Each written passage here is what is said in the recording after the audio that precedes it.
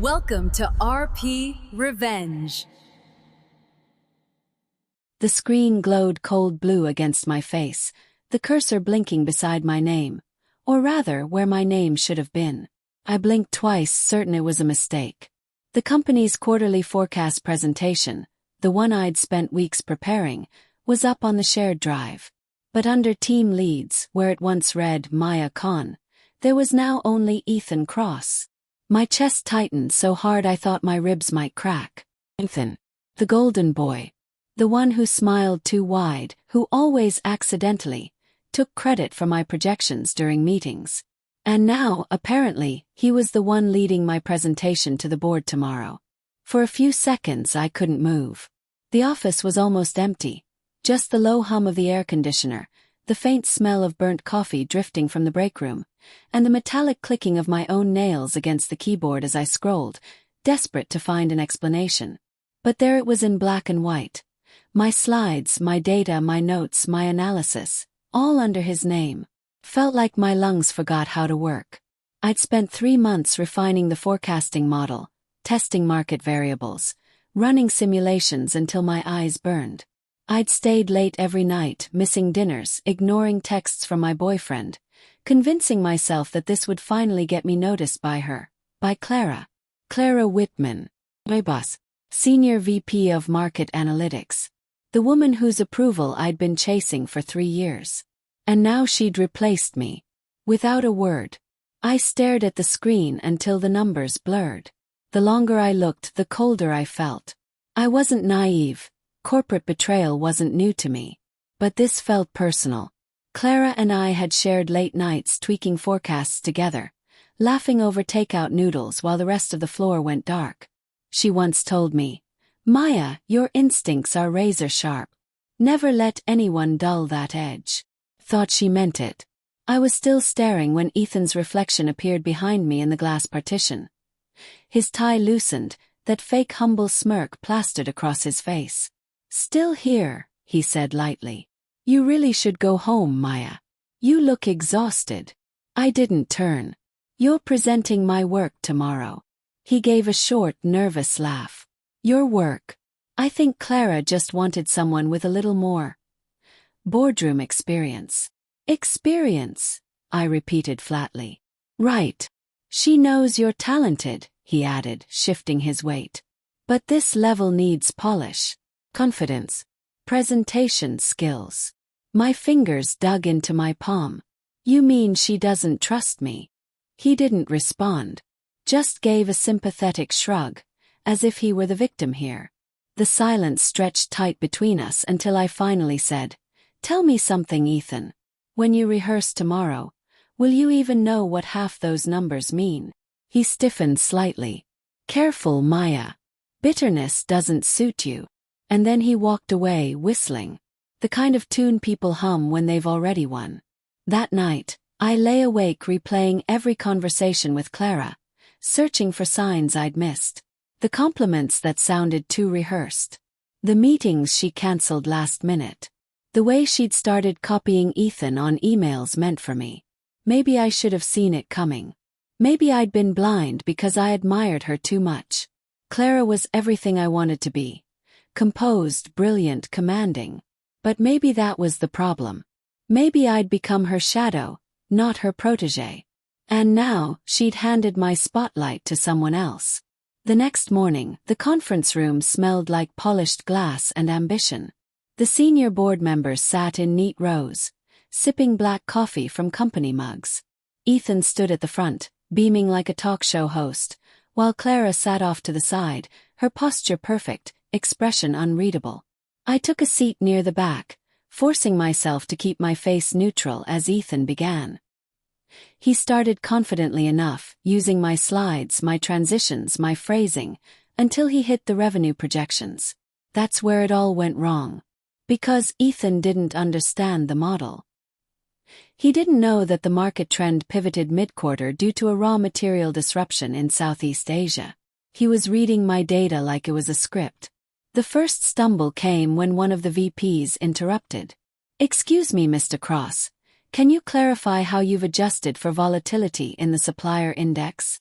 Ethan froze. His Adam's apple bobbed. Oh, of course. We, accounted for that in the, regional submodel. Which regional submodel? Another executive pressed. Clara shifted slightly in her seat. I almost felt sorry for him. Almost. But then he said, "That's proprietary. I developed it myself." The word snapped something inside me. I developed it myself. I leaned forward, pulse thundering in my ears. Clara's gaze flicked toward me, a warning flash. But I was done playing quiet. I raised my hand. Actually, that model isn't proprietary. It's mine. The room went silent. Ethan's face drained of color. Maya, this isn't. It is, I interrupted, standing. Every variable, every coefficient, every risk factor. You're presenting 3 months of my work without even understanding how it functions. The VP looked from me to Clara. Ms. Whitman, is this true? Clara's lips parted. Maya, this isn't the time. Oh, I think it is, I said, voice shaking but steady. Because if this company is going to make strategic decisions off false projections, they deserve to know who's actually accountable. A heavy silence filled the room. The kind that hums right before lightning strikes. Afterward, Clara called me into her office. Her glass walls were tinted, but I could still see the curious glances from outside.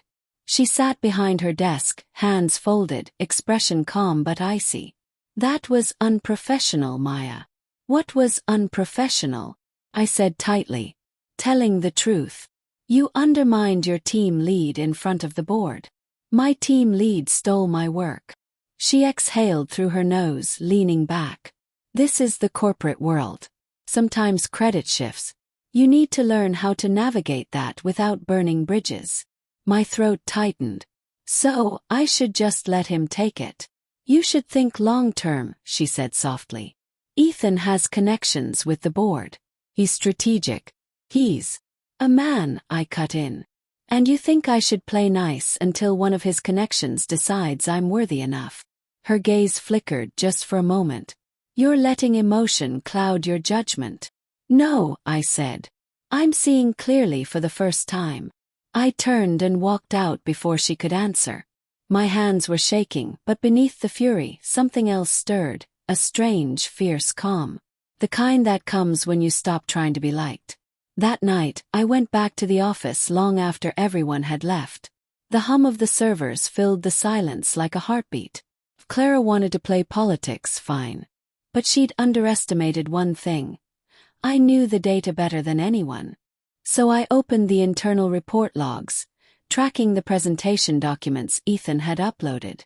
And there it was. Timestamps showing the original files, my files, replaced by his version the night before. The audit trail was flawless evidence. And then something else caught my eye.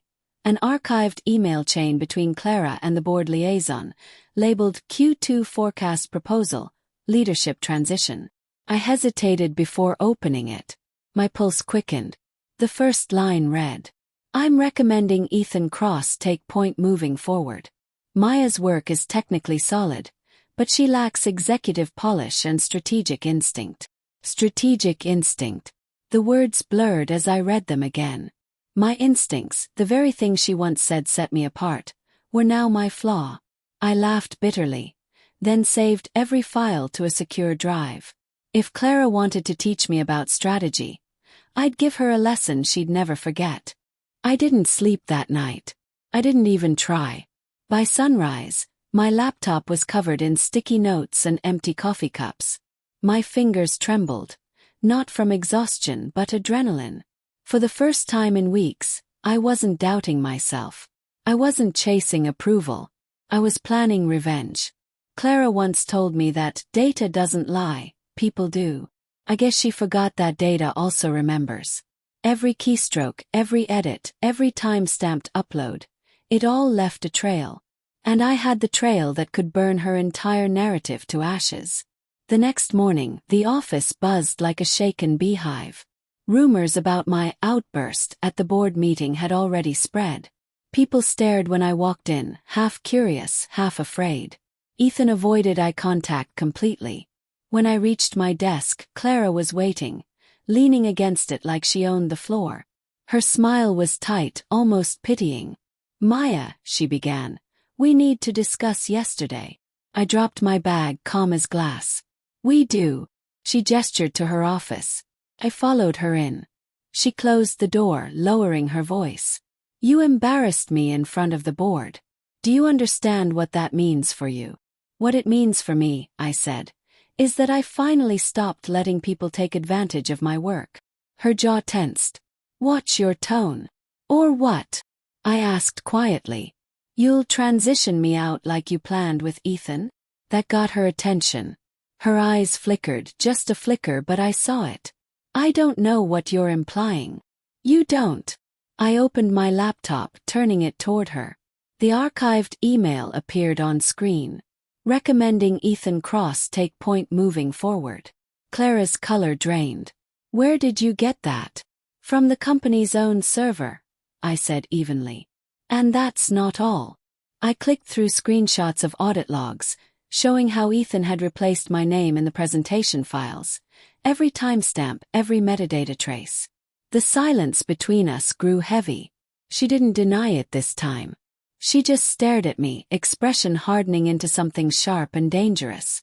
"You don't understand how this works," she said finally. "The board doesn't want truth. They want confidence." Ethan fits the image. I let out a small, humorless laugh. "So you cut me out for optics?"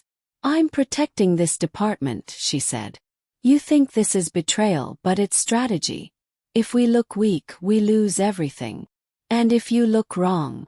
"Yes." "What then?" Her eyes narrowed. "Are you threatening me?" I smiled softly. "No, Clara. I'm forecasting." That afternoon, I requested a meeting with the same board members who'd attended the presentation. I knew I wasn't technically allowed to bypass Clara, but I also knew how to make people listen. Instead of framing it as insubordination, I called it a clarification of data integrity. And when executives hear data integrity, they pay attention. By the time Clara found out, the meeting was already underway. She stormed into the room midway through my presentation, trying to compose her face as I stood confidently before the projector screen, showing them everything Ethan didn't understand.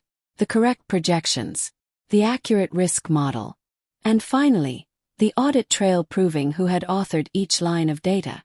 "Every decision you make based on this forecast affects millions of dollars," I told them. "So you deserve to know exactly whose analysis you're trusting." No one spoke for a long time.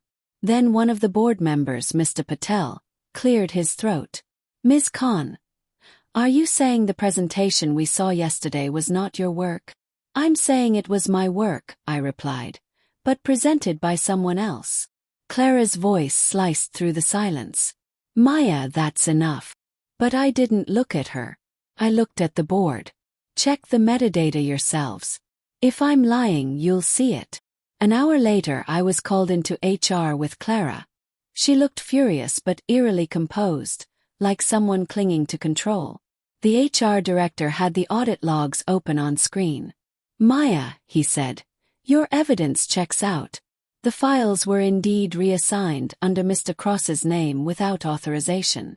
Clara said quickly, "This is being blown out of proportion. It was a miscommunication." "It was theft," I said. The HR director's eyes moved between us. "Given the circumstances, we'll be conducting a full review. In the meantime, Maya, we'd like you to take interim oversight of the forecasting project." Clara's head whipped toward him. "You're promoting her." "It's not a promotion," he said evenly. "It's damage control. Until we understand what happened." But we both knew what it meant. The tables had turned. Over the next few weeks, Ethan resigned voluntarily. Clara avoided me in meetings, her once commanding voice quieter, her smiles tighter. The power dynamic had shifted, and she hated it. Yet part of me still felt hollow. Because revenge, as satisfying as it was, didn't fix what she'd broken. She had been my mentor, my inspiration. And now she was just another lesson. One late evening, when the office was nearly empty, I found her standing by the window, staring out over the city lights. For a moment, she looked smaller than I'd ever seen her. "Maya," she said softly, not turning. "You won. Congratulations." I hesitated. I didn't want to win like this. She let out a faint, bitter laugh. "That's the difference between us. I stopped caring how I won years ago." Her reflection met mine in the glass.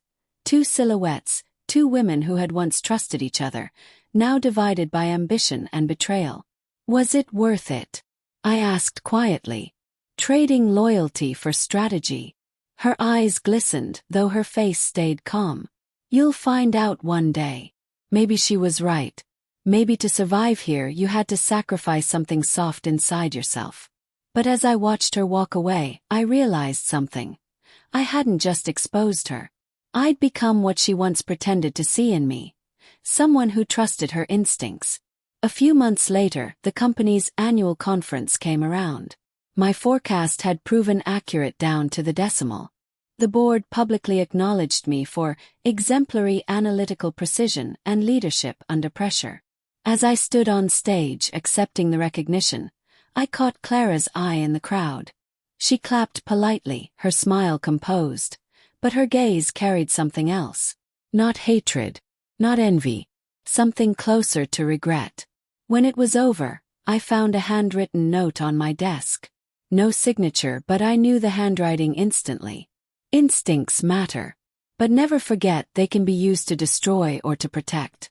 Choose wisely. I folded it, slipped it into my drawer, and stared out the window at the city that had once felt so distant. For the first time, I wasn't afraid of losing approval. I wasn't trying to prove anything. 'Cause I already had. My forecast was no longer about numbers. It was about people. And mine told me one thing with absolute certainty.